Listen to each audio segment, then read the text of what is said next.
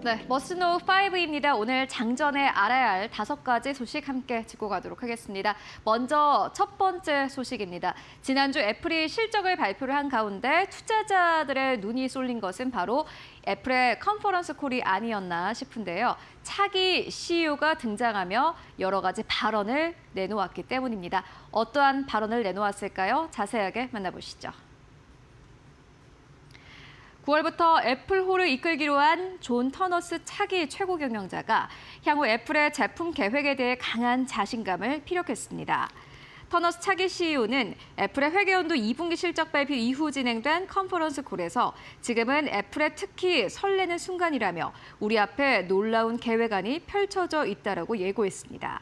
그는 계획안의 구체적인 내용에 대해서는 말할 수 없다라면서도 한 가지 확실한 것은 애플에서 25년 동안 일해온 제 경력 중 지금이야말로 제품과 서비스를 개발하는 데 있어 가장 흥미진진한 시기라며 새로운 형태의 제품을 개발하고 있음을 시사했습니다. 한편 이날 애플은 1월부터 3월 분기 매출이 지난해 같은 기간보다 17% 늘어난 1,111억 8천만 달러, 우리 돈으로 164조 원을 기록했다고 공시했습니다. 이는 시장조사업체 LSEG가 집계한 시장 예상치 1,096억 6천만 달러를 웃도는 수준이며 같은 분기 중 역대 최고 수치입니다. 네, 애플이 새로운 제품을 내놓는다면 어떠한 제품을 내놓을까요? 그리고 이에 따른 한국의 수혜주는 어떤 것들이 될지 함께 기대해 보도록 하겠습니다. 이어서 두 번째 이슈 옮겨가 보시죠. 유가입니다. 빅테크 기업들이 실적을 발표를 한 가운데 여전히 시장의 상방을 누르고 있는 것은 유가가 아닐까 싶습니다. 지난 주말 사이에 오펙 플러스가 한 가지 결정을 내렸는데요. 어떠한 결정이었을까요? 사우디아라비아, 러시아 등 주요 산유국이 오늘 6월부터 원유 생산량을 예정보다 일부 늘리기로 합의했습니다. 현지 시간 3일 오펙에 따르면 사우디, 러시아, 이라크, 쿠웨이트, 카자흐스탄, 알제리, 오만 등 오펙과 기타 산유국이 협력하는 오펙 플러스의 7개 가입국은 공동성명에서 이같이 밝혔습니다. 이들 국가는 2023년 4월에 발표된 추가 자발적 생산 조정 방침과 관련해 오는 6월부터 일별 18만 8천 배럴의 생산 조정을 시행하기로 했다고 밝혔습니다. 그러면서 이는 석유 시장 안정을 위한 공동 노력의 일환이라고 설명했습니다. 이번 감산 완화 결정은 최근 아랍에미리트가 오펙과 오펙 플러스를 탈퇴하겠다고 전격 선언한 것에 대응 성격으로 해석됩니다. 네, 유가를 결정지을 수 있는 요소 여전히 많습니다. 함께 확인해 보시면 좋을 것 같고요. 이어서 세 번째 이슈로 옮겨가 보시죠.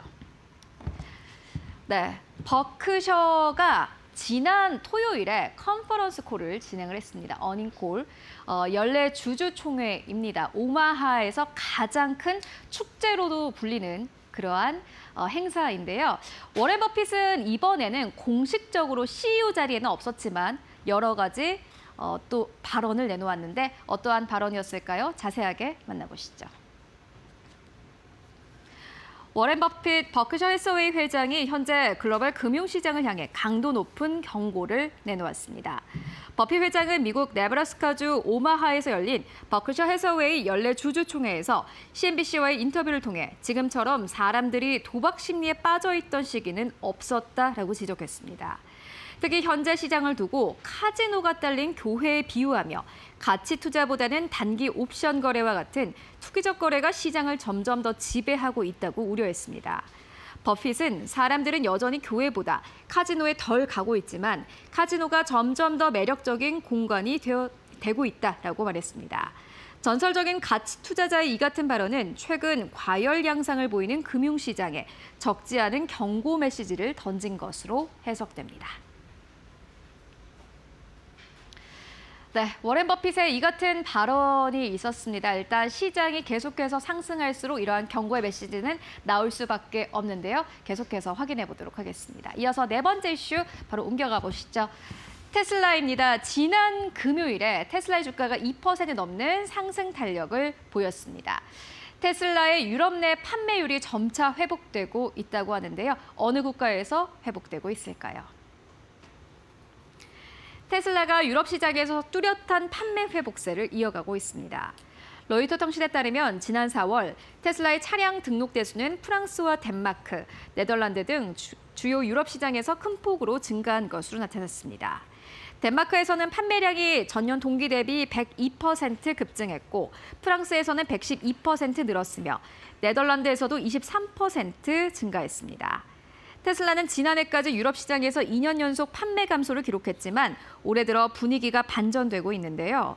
1분기 기준 유럽 전체 판매량은 지난해 대비 약 45% 증가했습니다. 시장에서는 이란 전쟁 이후 유럽 내 연료 가격 상승이 전기차 수요 확대를 이끈 주요 배경으로 보고 있습니다. 네, 유가가 상승하며 원래 테슬라의 가격은 함께 상승 탄력을 보이기도 했습니다.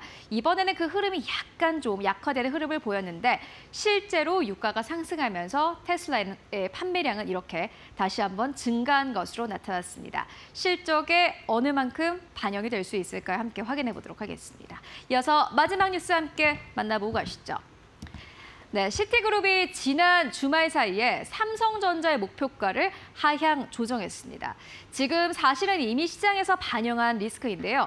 노조 리스크로 목표 주가를 하향 조정한다라고 했는데 자세한 내용 함께 확인해 보도록 하겠습니다. 시티그룹이 삼성전자의 목표 주가를 하향 조정했습니다. 시티그룹은 삼성전자 목표 주가를 기존 32만 원에서 30만 원으로 낮췄는데요.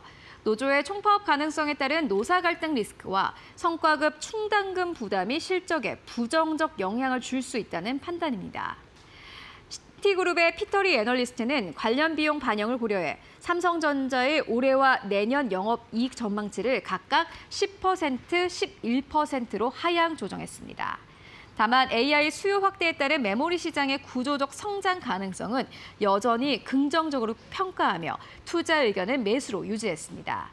단기적으로는 노조 리스크가 부담이지만 장기적으로는 AI 중심 메모리 성장의 핵심 수혜주라는 기존 시각은 유지한 셈입니다.